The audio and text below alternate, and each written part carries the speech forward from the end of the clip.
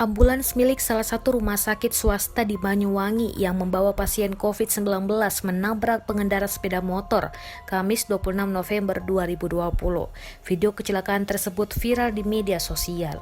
Saat kecelakaan terjadi, ambulans melawan arus untuk menghindari lampu merah di Simpang 4 Cungking, Kelurahan Mojo, Pangku, Kecamatan Giri, Kabupaten Banyuwangi.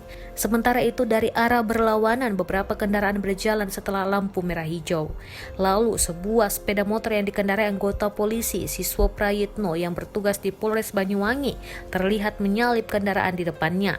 Dia tidak menyadari jika di depannya ada ambulans yang melintas melawan arus. Kecelakaan pun tak bisa dihindari. Siswo terlihat terpental setelah motornya menabrak bagian depan ambulans. Di video yang beredar terlihat siswa yang terluka dibantu oleh beberapa warga dibawa ke tepi jalan.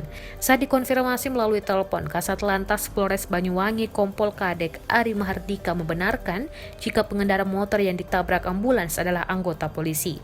Korban langsung dibawa lari ke rumah sakit karena luka kondisinya sudah membaik, jelas Kadek Ari pada Jumat 27 November 2020. Sementara itu ambulans yang membawa pasien COVID-19 langsung melanjutkan perjalanan ke Rumah Sakit Umum Daerah Blambangan. Kadek Ari mengatakan jika polisi sudah memeriksa sopir ambulans dan juga saksi mata.